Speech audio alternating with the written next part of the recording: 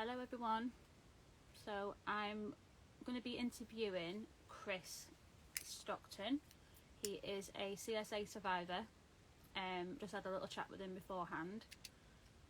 Let me see if I can add him.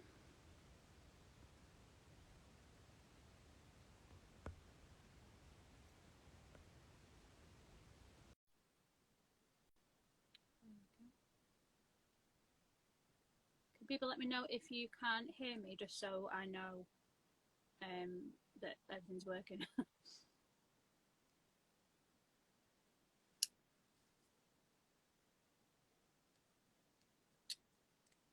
Hello everybody.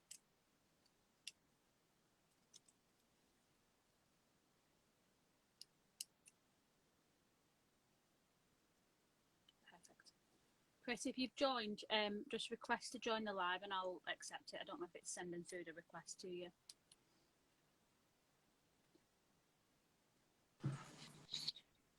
Hello. Hello again. I spoke to you 2 minutes ago.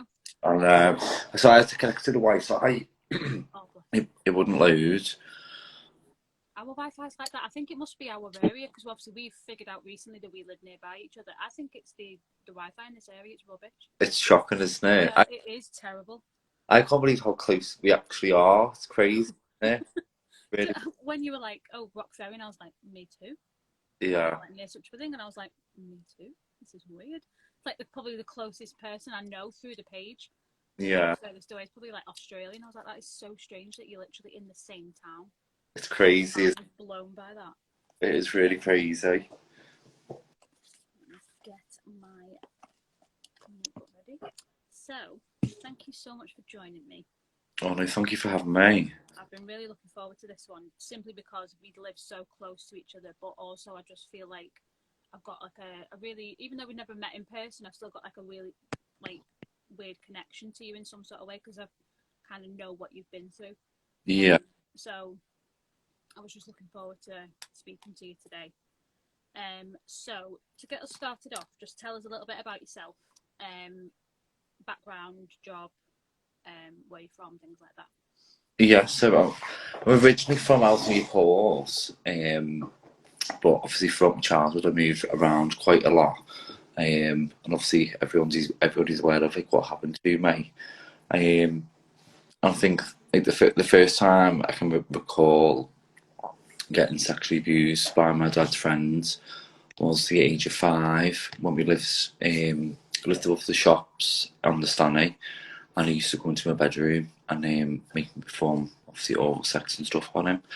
And at the same time while that was happening, while I was living there, I was physically abused by my dads. And like he used to get me and my brothers. They used to like make wrestling rings up, in like the living rooms and stuff like that. And he used to make us fight all the time. And whoever lost would get the leather belt. Do you know what I mean? And he used to get it between our hands and just slam it on us.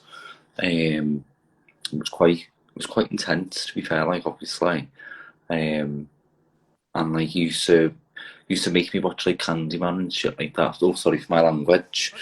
Okay. Yeah, and he used to like force me head on the mirror to say candy, and I was like 5. Do you know what I mean? And then the next thing all I can remember from then is him kicking me out because we like lifted up the shop, so it was like a balcony. It's like a bit L shaped. Do you know what I mean? And he packed all my stuff and got one of my mum's friends to come and collect me and shut the door on me. So then from then on, I went to live with my mum in Upton, where I like wouldn't let anyone near me. I used to physically hit my mum and my nan when they were pinning me down, you know, to get me dressed for school and stuff like that. And it's only been recently since I've got my record a couple of years ago that I obviously found out there was a lot more that happened than what I thought. And at the age of like 5, I openly like told my mum that there was men who visit me in my bedroom, and basically, obviously, clearly said stuff was going on. And then at the same time, I was trying to perform like play sex with my little sister, do you know what I mean? At the age of 5. And to read that and like not know no one done anything, do you know what I mean? And other things happened to other siblings and stuff like that, which they kind of got protected from, but they allowed me to go back to my father, do you know what I mean? After all that. And in the meantime of that, I had obviously my mum, she was going through her own stuff, which obviously I wasn't aware of as a child, but now I kind of get why she was the way she was. But just justify her actions, where she'd constantly be getting off her, she'd be using substances basically, partying quite a lot. And she used to always take her anger out on me. Like she'd blame me for everything, she'd beat me up. And I always felt like she wasn't attached to me. I just knew at such a young age that there was something not right. Do you know what I mean? And then from then on, me and my brother was kind of passed from mum to dad and mum to dad. But when I lived with my mum for about 2 years till I was about 8, and then I went back to live with my dad, and I went into primary school because I used to get bullied quite a lot when I was younger. Because I broke my nose when I was a kid. I think I was about 6. I was about 6 and I broke my nose, and obviously it was a really big nose. You know what I mean?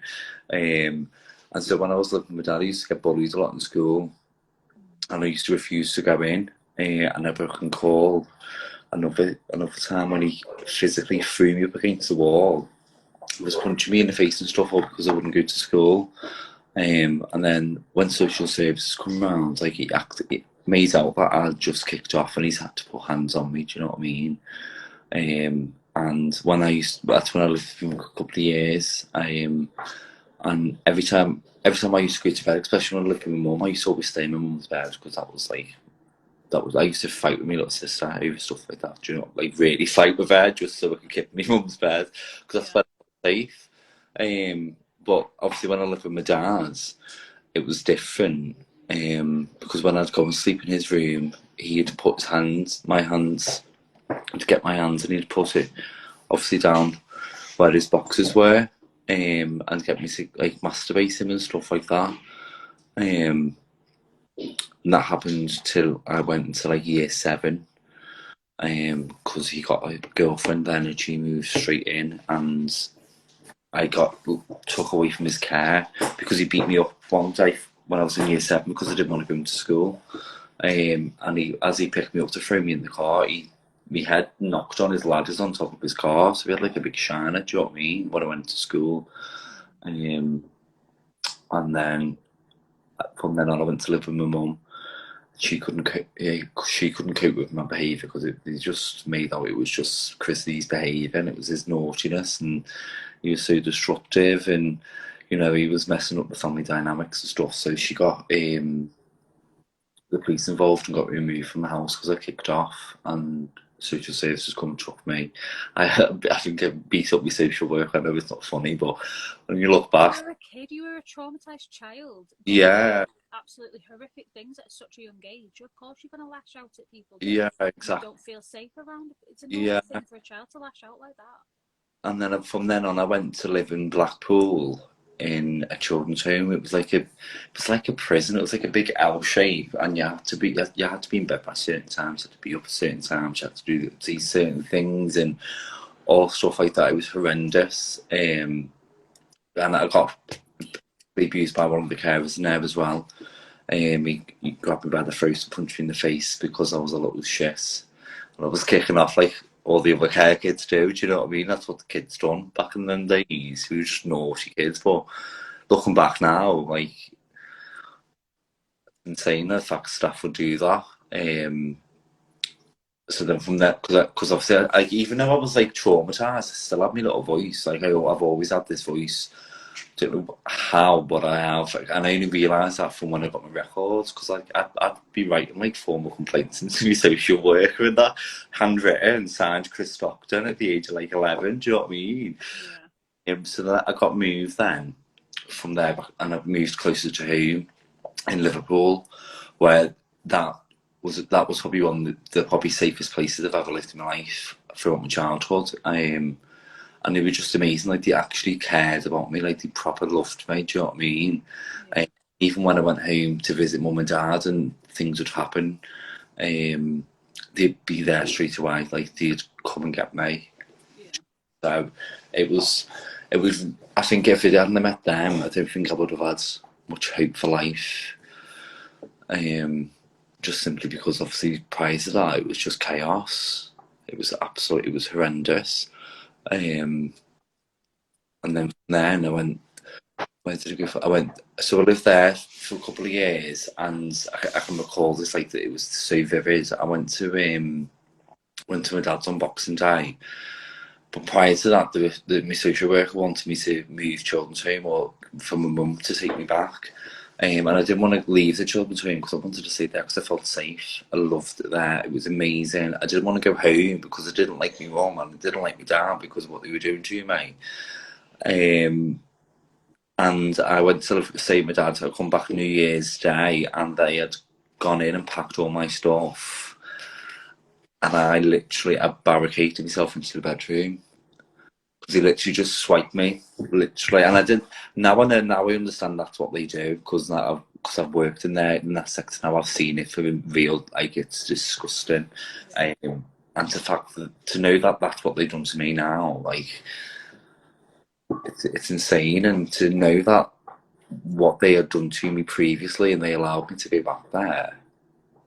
It's insane. I went back to my mum's then because no, obviously I wouldn't go back to my dad's at all. I went back there, and as soon as I finished school, I left, went and lived in hostels and stuff like that for a couple of years. For a good 3 or 4 years of my life, I was in hostels and sofa surfing and that. But it's better than living there. Do you know what I mean? And then I kind of went on like this. And when I come out gay, when I was about 18, I kind of, especially on like 18, it was ruthless. It was reckless of drugs. So I was like I was very anti-drug at first. I hated them. I was like, no, no one's doing drugs in front of me. And then when I done it, it was like, wow, that's took me to a different place. That. And then that was it. Then I kind of went on like self-sabotage mode for a good, I'd say about 7 years, which is kind of, I'm glad it is because I needed. That was the only way I could have coped with life because I just don't think I could. I don't think especially at that age, like early 20s, I just still didn't really grasp what had happened to me. And then obviously when I kind of realised I was gay, and as I got older, I was like, well, did my abuse make me gay? Like, because that's what I was introduced to at such a young age, do you know what I mean? And that used to make me feel physically sick. That was really hard.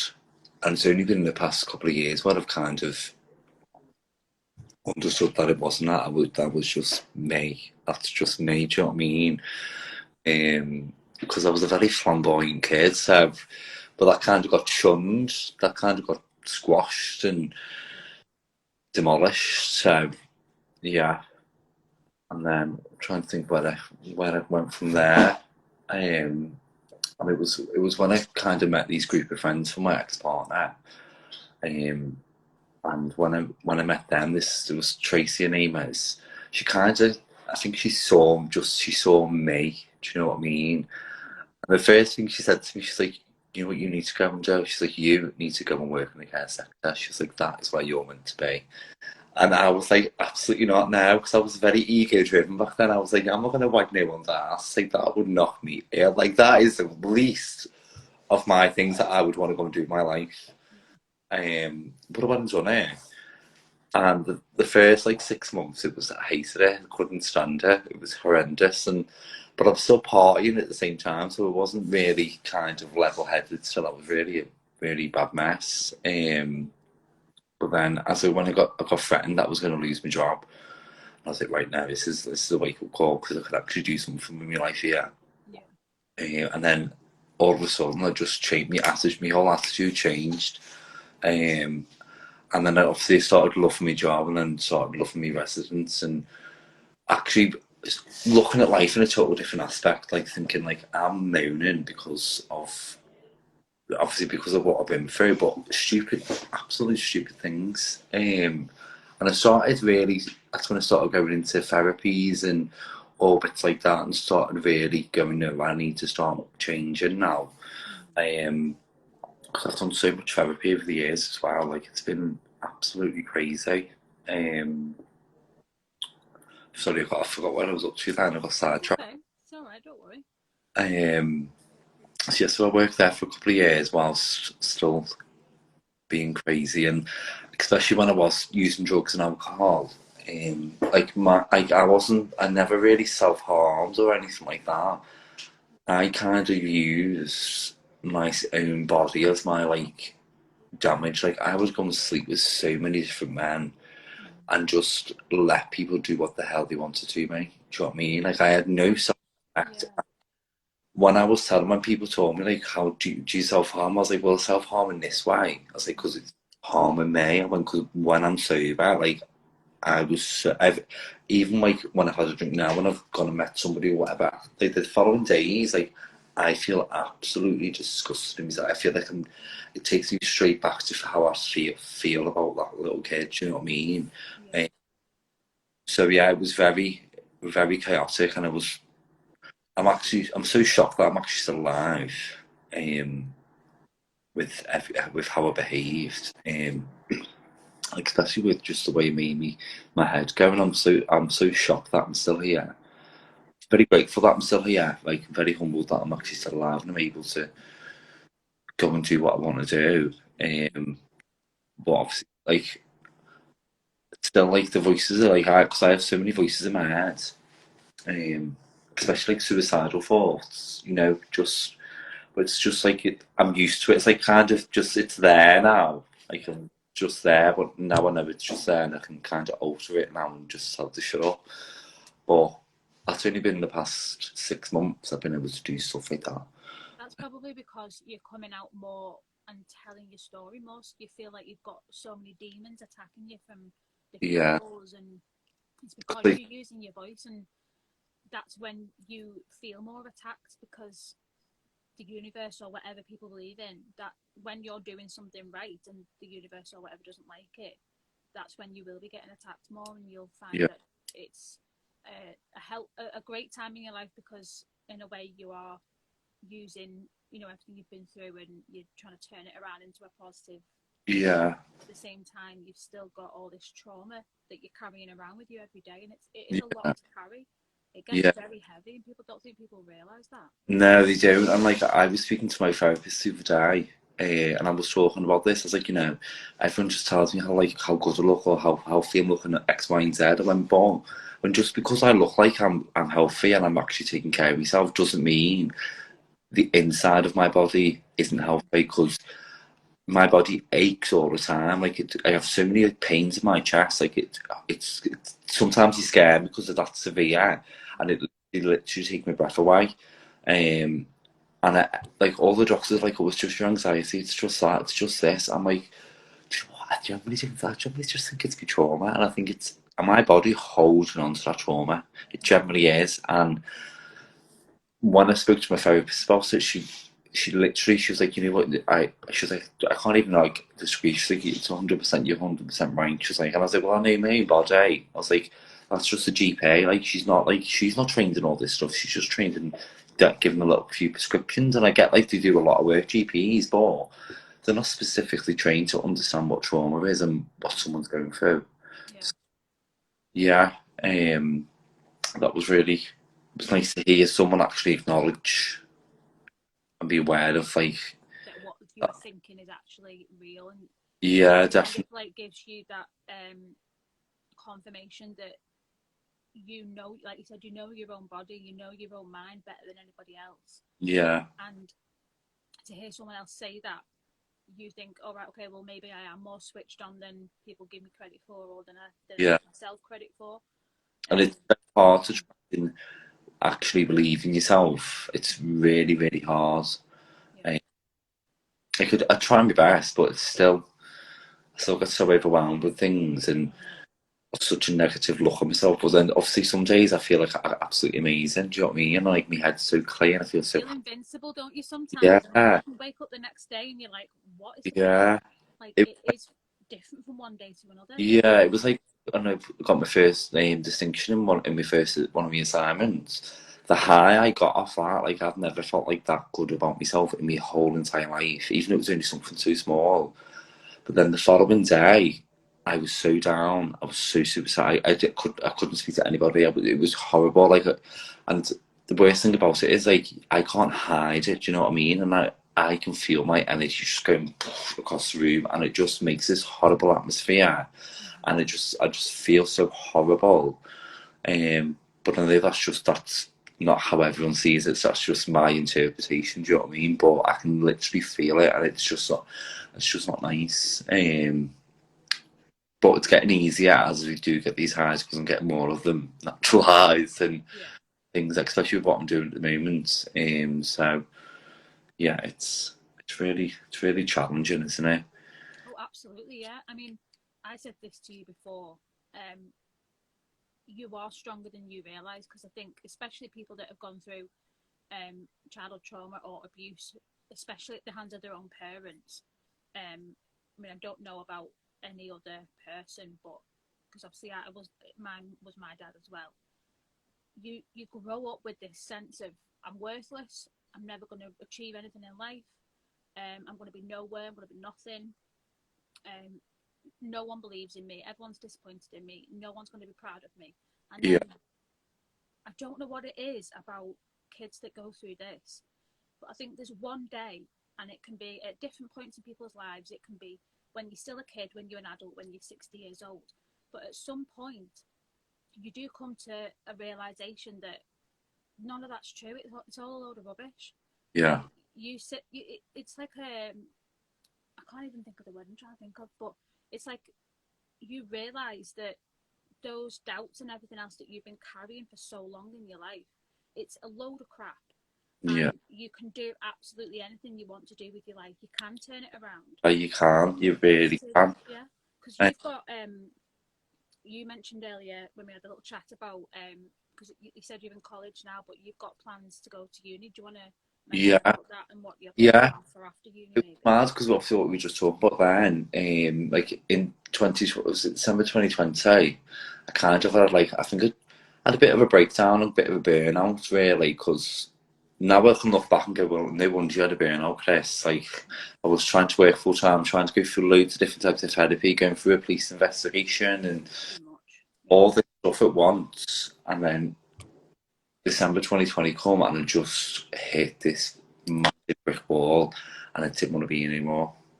And all the voices like in my head, everything had stopped, and I just knew I felt so different in myself. It was really, really, really strange.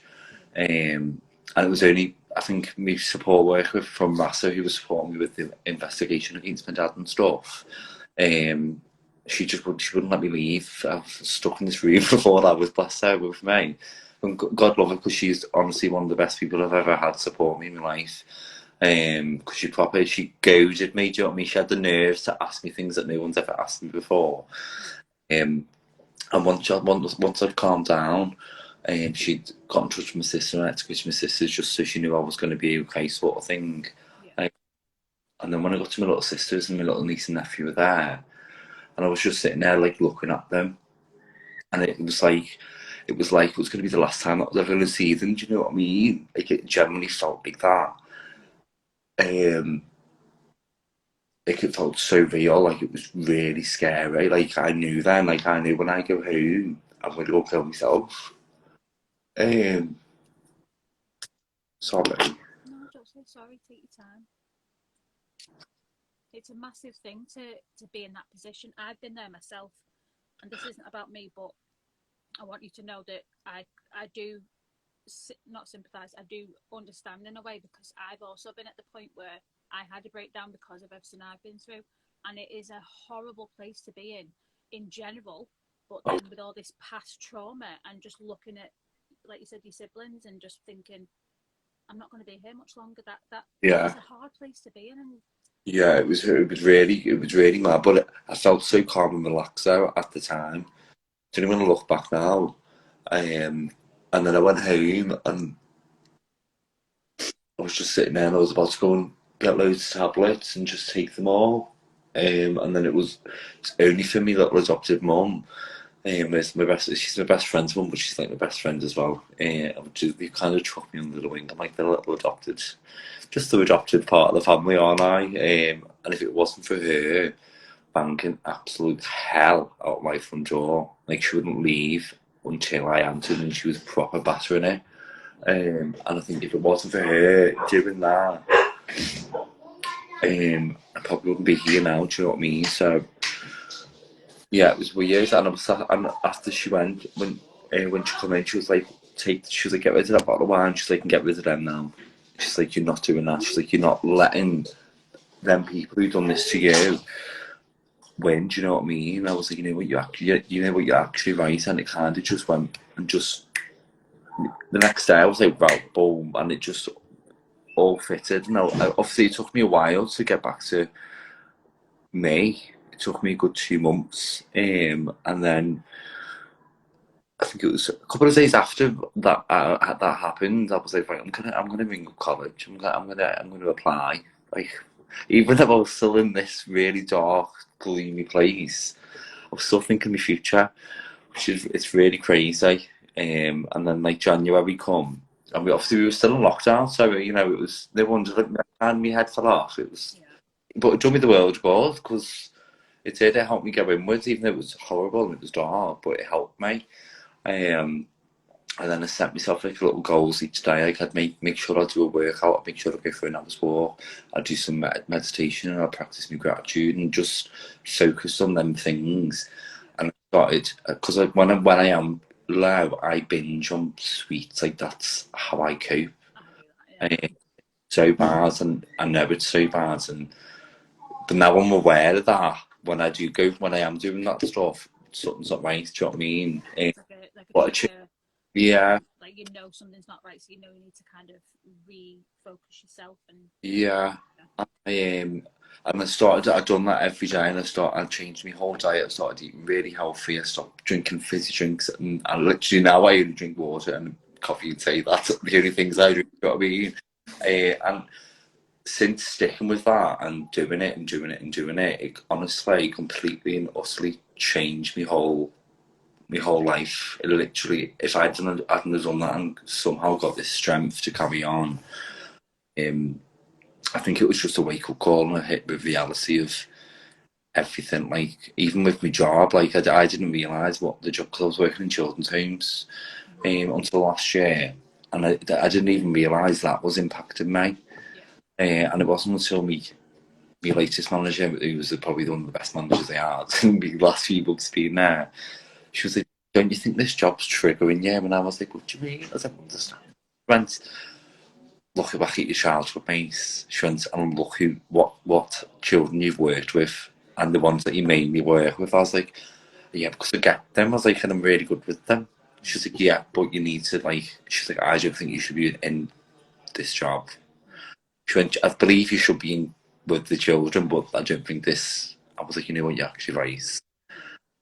I was like, "You know what?" I was like, "I'm just gonna get back off on the sick." I was like, "I'm just gonna just chill and just kind of just be me," which I've never done before. I've never actually took the time out of my life to actually go, you know what? Need to regroup. I'm just not gonna do. And I didn't do nothing until obviously I started college, which I'd done like a little online, a little course with Be Well Learning, like about around child's mental health and stuff, just to keep me going, which was really good, and they were amazing. Um, and that give me a bit more insight, and it kind of give me a bit of a reflection of my triggers and stuff as well. Um, and then that's when I started college in September. Started my access for higher education in psychology, mental health. Um, which has been, one of the most horrendous experiences of your life. It's been so intense, But I bet it has, yeah. really, really intense. It's like each time we get assignments, we get like a block of free, so it's like literally just constantly. But I'm nearly at the end of it now. I've only got 3 assignments left.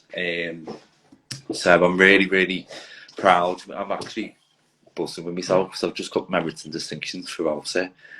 Do you know what I mean? I still didn't realise how much knowledge I actually have up there because I find it so hard to process stuff and retain stuff, like especially with learning. Like I just can't remember things, and I realise I'm learning a lot now. Like my memory's buckets. Yeah, that's PTSD, you know, because I've got amazing long term memory. I can literally tell someone what they said to me on 24th of September 2016, but I couldn't tell you what I had for tea 2 days ago. Yeah, no, That's definitely PTSD. It's yeah, like the memory and the concentration. I get so easily distracted, and yeah, it is PTSD. People don't uh, realise that it can be little things like that that is yeah. PTSD. Well, I got diagnosed with ADHD as a kid, and then he said it was a misdiagnosis. And then when I went back as an adult, because obviously I was a bit of a mess, they were like, "Oh yeah, you've got ADHD," and I was like, "Right, okay." So I started taking the meds and that. And they were sending me Lupe, like sending me Doolally, like proper. So I stopped taking them. And then it wasn't until like a friend got diagnosed with it, and I was like, "How did you?" She was like, "Oh, we had to do these computer assessments."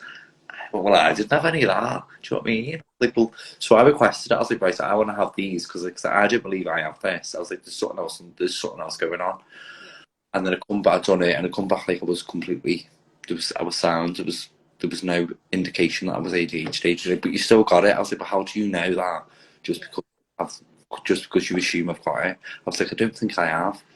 And then it wasn't until I started looking into PTSD and complex PTSD, and especially with this course, I was like, oh, no, generally I am definitely that. Like, I know that's my symptoms. Do you know what I mean? And I've literally been fighting for about 6 or 7 years for them to listen to me. They said personality disorders, possibly bipolar, X, Y, and Z. I've constantly got depression. I've got anxiety. I've got all of these different things.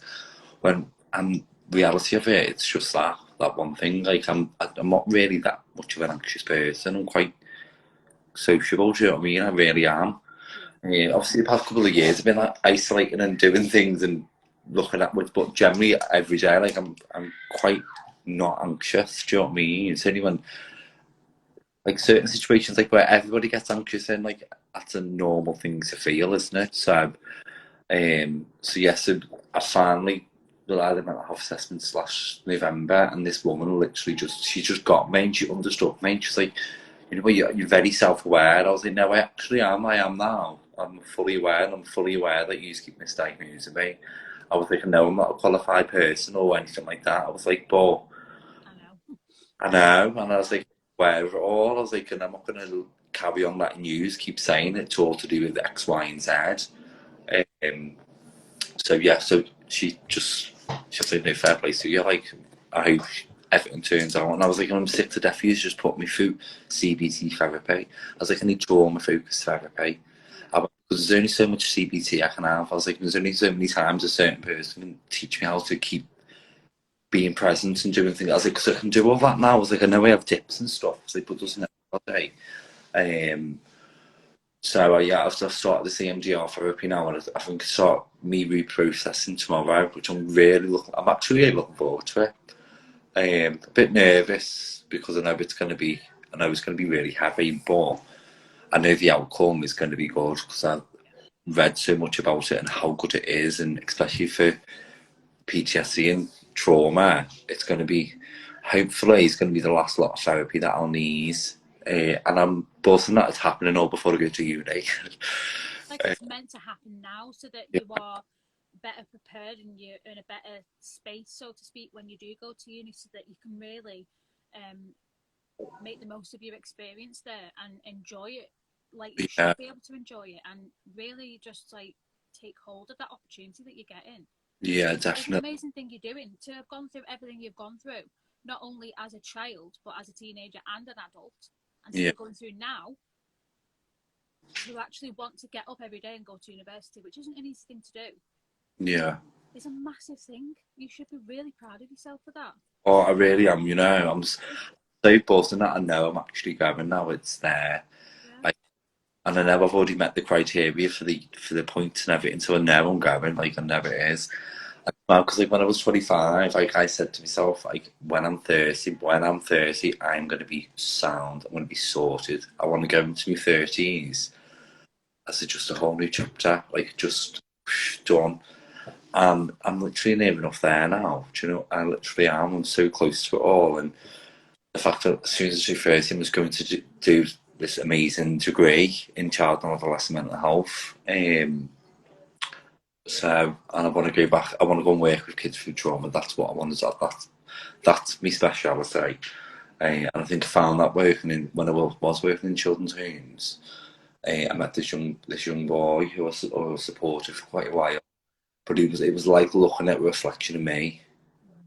His mannerisms, his behaviours, how sneaky he was, how crafty and how naughty he was. Do you know what I mean? He was just like me, and it was so surreal. Like we just had an instant connection. Like it was weird. Like he always felt so safe around me from the get go. Like it was boss. Don't get me wrong, it was hard work, really, really hard work, but it was amazing because I got to be his key worker and everything.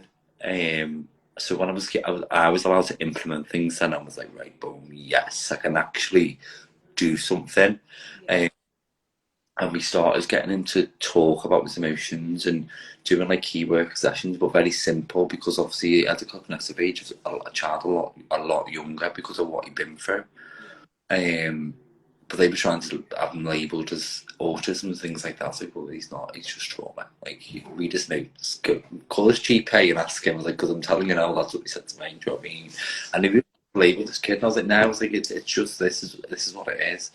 And because we were getting training on autism and stuff like that for him. I was like, but it's not. I was like, no, there's no formal diagnosis there. There's no inkling just because of the way he is. I was like, but look at what he's been through. Look at what that's been through. And then you come to me and say, well, that's probably the way he should be acting if he's been through that. But yeah, we started doing like key work sessions about like how we can make our emotions a bit happier and what we can do to help him. And he's like, well, I just want you to stop coming in my room and that. I was like, well, what we'll do, when you're happy, we'll get like a little sign for you, and you can just switch it and give you space for it. So when you feel like you need to be angry, I was like, you can take yourself up to your bedroom.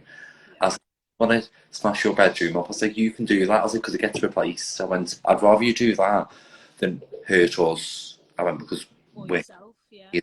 sort of things. Don't get me wrong. We did get some. I did get some beatings off him. Do you know what I mean? It's not going to be like sailing. But we got him to like. He started writing apology letters, and he started really understanding it. And when he was writing them, I was like, "You can write them." I was like, "I will just do the dots, so you can follow the writing." Because but you have to tell me what to do the dots, what to say. And we started doing that with him. And I was like, right, I'm going to start pushing him. I want to see how clever he is with maths and English and X, Y, and Z because he makes out he's not clever. And I'm like, you're more clever than you let on. I'm not soft. Yeah. And he was so smart and so brainy. So because he used to go to our company school, I requested home booklets. I was like, I want homework. I was like, I want homework from him. And the homework he was giving us was for kids at the age of like 5. And I was like, he's more advanced than that. Then no, he's not. I'm telling you now, he's not. I was like, I'm telling you now. Advanced. He sits there and counts the petty cash with us because that's part of his routine so he gets good with his maths. I was like, I'm telling you now.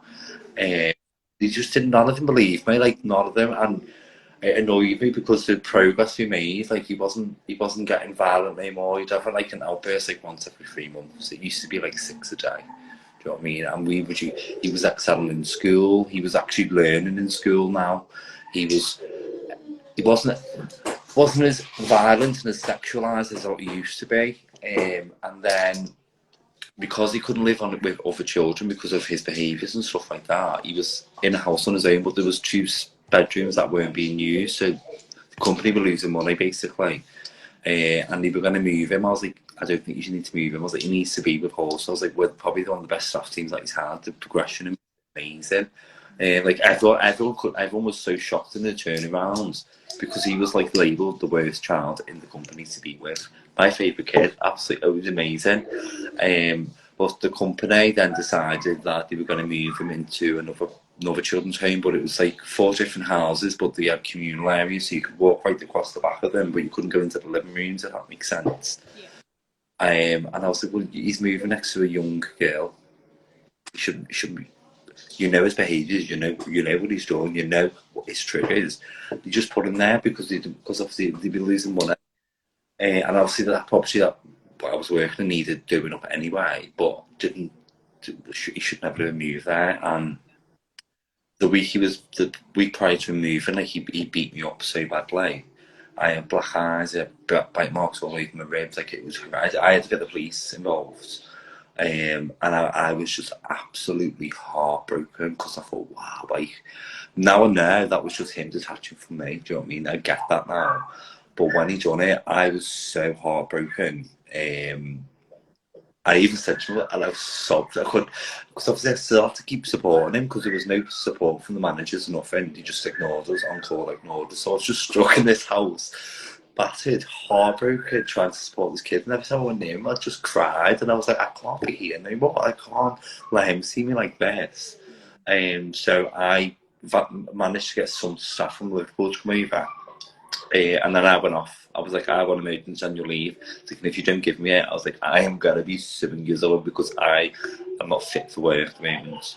But I had to go back in the next day to do the report because you get like 24-hour window period to write the report and stuff. And then I spoke to my manager and I was speaking to her about it, and she was like, it was my day off. I was like, but you're my manager, you're a line manager, this house is in your name, so you have a duty of care to, if I ring you in crisis, regardless if you're off or not, you have a duty of care. I was like, and you've done absolutely nothing. I went, you kept buttoning me. I was like, I give you over 57 missed calls, like you just buttoned me. Like it was so bad. And then I raised it with the area manager and what they were trying to do to this kid, because she was quite new. So I thought, okay, she's new, she's not involved in the clique. Well, she was worse than what I thought. And they moved him, and he just declined so badly. Like it was heartbreaking to say, and I wasn't allowed to work with him because of what he'd done to me, because it was so bad. And I was like, but I want to go and work. I was like, none of you know him. I was like, and the staff who moved him, because when we transferred him, our manager's done his care plan and done everything. And I was like, but you don't work with him, so how can you write his care plan? How can you write his behaviour support plans? All that. I was like, you're not his key worker. I was like, you don't know him as much as we do. So I kind of took her templates and just done my own stuff. And I was so proud of it. It was amazing. Like it was, I thought, he's going to get the help he needs now because he's going to get this. Everyone's going to know what to do to stop him from doing this. And because I was off at the time of his transfer and all that malarkey, it all just didn't happen. He just used his old stuff and it just went pear-shaped. And I got a phone call in the June of, was it 2020? Yeah, last year it was. Can I go and work with this kid because he's in crisis? I was like, well, now he's what, mate? I mean, now, yeah, Now he's exactly. like a poor young boy. Yeah. Go, because he diverted to his very, very first behaviours when he very first came in the company before I supported him, which was horrific. Like he'd smear and everything. It was so severe. It was heartbreaking. And he diverted back to that. So when I seen him, I started sobbing. It was so sad. It was heartbreaking. And then he kind of started improving because I was constantly there. I was there every day. Every day I was there. I stayed and everything. Because like, no, I want to help him. Like it's not too late. Which he kind of improved a bit, but it was like he's too far gone. He was proper gone. It was so sad, and he was just battering everybody, and upsetting obviously the other children. So they served notice on him, and I was like, I can't do this and not tell him. Like you have to. You're not allowed to tell him. We're going to tell him on the day he's moving. I was like, nah. I was like, no, you just can't. And I was like, they asked me to do it, and I was like, you know what? I was like, I'd love to. I was like, but I'm going to be selfish, and I'm not going to do it. I was like, but I want to make sure it's regular staff who are taking him. And then the morning of him going, I was due to leave. And then they put agency staff in with him to take him to Blackpool. I shouldn't have said where he was, sorry about that. And I was like, nah, I was like, I can't let yous, with one full member of staff and 3 agency staff, take this boy out of his home to Blackpool and dump him with a bunch of strangers. Do you know what I mean? I was like, that's not okay. But when we've had key work sessions and stuff, he always asked if he could go back to where he's from. I went, listen, I said, I can't promise. I went, but I can try and help. I went, do you know what I mean? I was like, I can try my best. I was like, right, this is how I'm going to do it. I was like, So I spoke to him, I was like, you've always said you wanted to go back to where you're from. I went, well, I went, Chris doesn't lie, does he? And he went, no, you don't know. I went, well, I made it happen. And his face just lit up. I went, but there's one condition you've got to do now. And he went, yeah, packed all off and went. And I was so pleased that it went so smoothly, and he just excelled in there. Obviously at first it was really bad when he was, but I used to call him, checking on him. But towards the end, he'd settled. But he was still going, even though he'd left our company, he was still going to our school. So like, at least they kept him, because he wanted to stay there, and he was so settled there. So every time I'd be working with the other kids and dropping off at school, I'd always see him. So I was always buzzing, and he'd always come up and give me the biggest cuddle ever. And it was just, it was so nice. And since working with him, I thought, this is where I need to be, especially after working with him and seeing what I can do in such a short space of time with a young person. That's what I'm going to do, and that's what I'm planning on doing over the next couple of years, is just getting myself proper and focusing on uni. And I just want to make sure I'm ready mentally, spiritually and physically to go and do it, which I think I'll get there. So yeah, You really will. I mean, just listening to the way you're talking about how you've worked with that kids like that boy, and just seeing the smile on your face when you're talking about like your future and the course that you've got coming up in uni and things like that, like it just goes to show that you're definitely on the right path. Like, you're meant to be doing what you're planning to do. I get warm feeling, I get excited, do you know what I mean?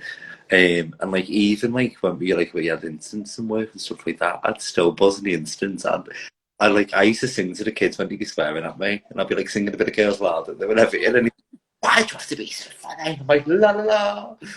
Like, little things like I thought, well, it's better than like letting them know that you're getting annoyed. He does it. It's like, make it fun. I was like, because it confuses them. And I used to do it with the young boy who was supportive. Well, he's a grown adult now. He's 18 now.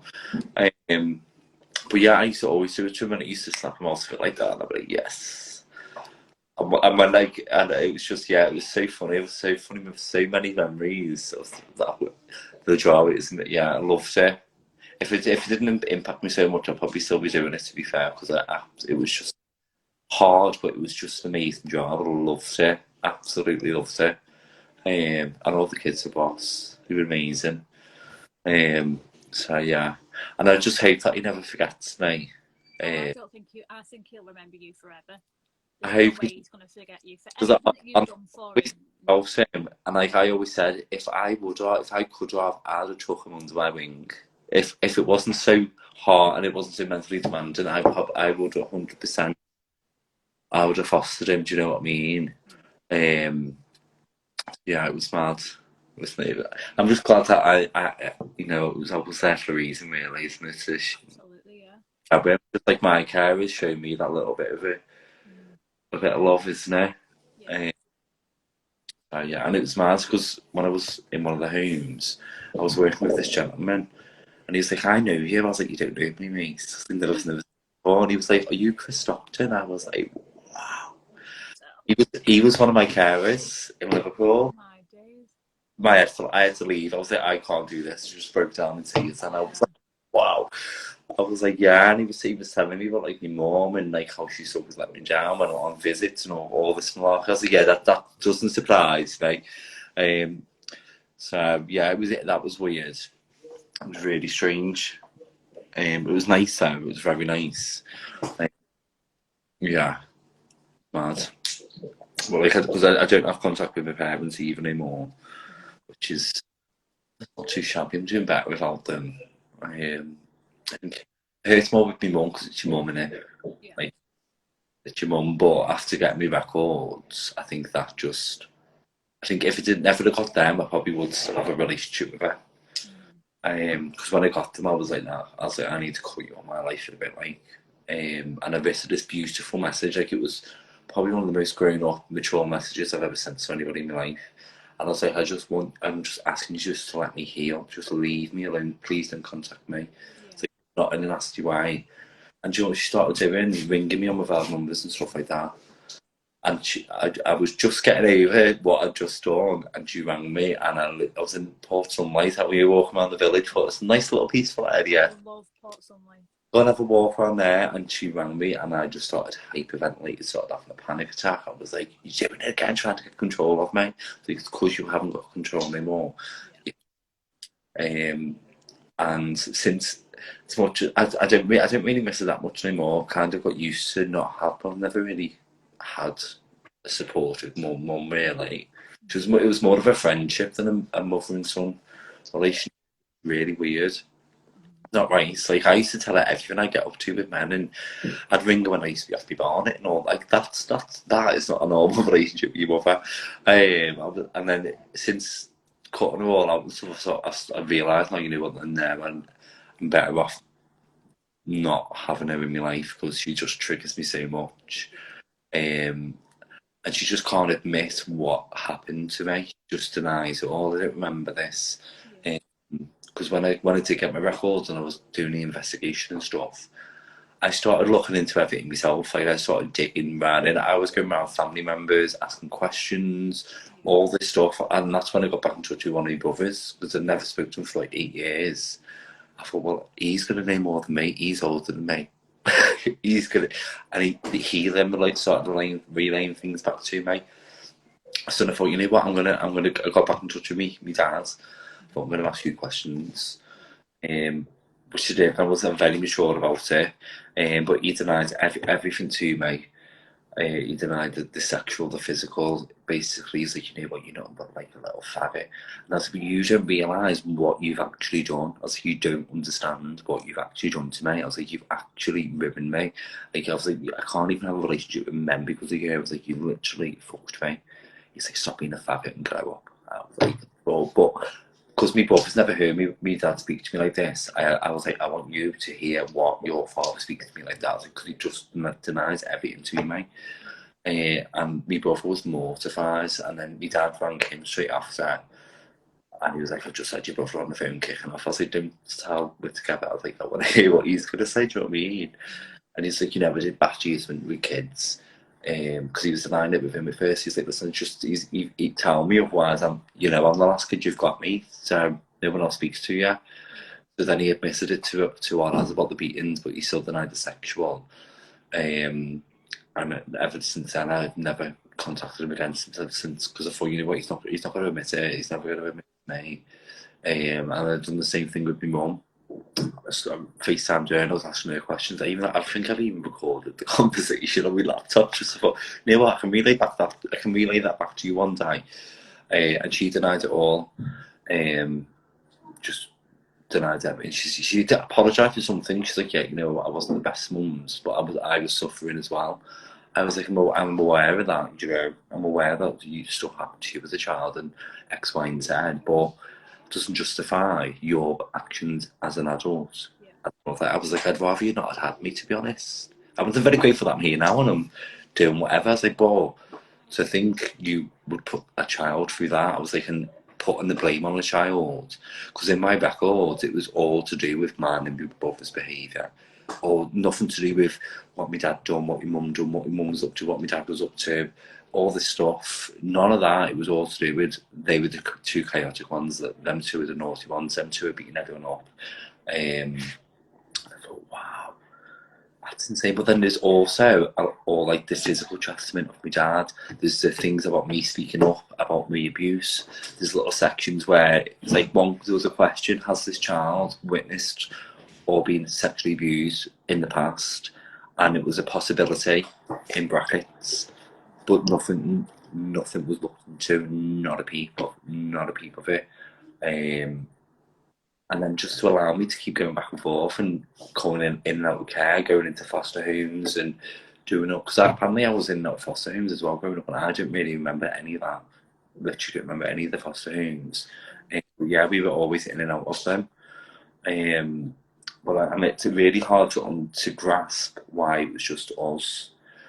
That's the hard thing, because I've got two other siblings who stayed with my mum, which that's not their doing. I can't kind of hold a grudge towards them, which it's hard to not, because obviously they got they didn't experience. They experience things, they experience their own stuff and whatnot, but they didn't get shunned out of the family the way me and my brother did. And even now, I still struggle to feel like I'm part of the family dynamic, even though I know, like, present me knows I am, and like, I have such a close relationship with my oldest brother and my sister. It's really, it's just like a little trio now, and it's really nice. But I still struggle with having that and allowing myself to, I'm just part of the family, but I don't feel like I am part of the family, even though I know I am. Which is really hard. And even like when I'm around people, I still feel like I just don't belong somewhere. Do you know what I mean? Yeah, but I know, you do feel like you're always on the outside because you've always been that child that's gone through different things than other people. So you do feel different and that you don't fit in anywhere, and you just feel like you're always on the outside looking in rather than yeah. around. I'm getting a timer coming up on my screen saying it's going to cut me off. Gosh. I can't believe it's been an hour already. That's gone so quick. Well, do you know what? I'm proud of you for getting this far, because obviously you mentioned earlier you were a bit nervous, but you've been amazing. Like, how you've come out and said, and how you've come across so amazing. The way that you communicate, even the hardest bits of your soul and the trauma and everything you've been through, the way that you can communicate that is amazing. You should be so proud of yourself. I mean, there's someone that keeps commenting saying how proud they are of you, and I've not even met you in person, and I'm proud of you as well. I haven't seen. I haven't once looked at any of the comments, so I do apologise to people. No, it's fine. No, don't worry. I am going to have to jump off though, because it's going to cut me off, and I don't want to cut you off. No. I wish I could go on forever. Yeah, I've really enjoyed it. It's been really, really nice. Thank you so much, because I mean, I've been looking forward to this, like I said, and I feel like we were meant to meet the way we did. And definitely. Oh no, I'm so grateful to have a chat and stuff. And I just hope like it just shows people that you can make something yourself. Do you know what I mean? You can act go and do things in your life. Don't let that what happened to you define who you are. And it's not true. Like, if everyone's, it's you're not. You're not that person that you think you are. And especially with trauma, like you believe it, don't you? Yeah. I just hope it's inspired a few people just to go and seek help and actually take a little step inwards, and because the sooner you do that, the better you'll be in the long term, won't you, Sam? Absolutely. Definitely. Thank you so much for jumping on. Oh no, you're very welcome. Thank you for having me. My inbox is always open to you. Oh, and well, oh no, we'll have to meet for a little coffee. Definitely, yeah, considering we're so close as well. We're probably only down the street from each other if we find out if eventually where we actually live. Yeah. But it's closer than we think. Your coffee, that'll be lovely, that. Definitely. Oh, you take care and enjoy the rest. Thank you so much. Oh, everyone watching, bless them. I'll see you later. Bye. Bye.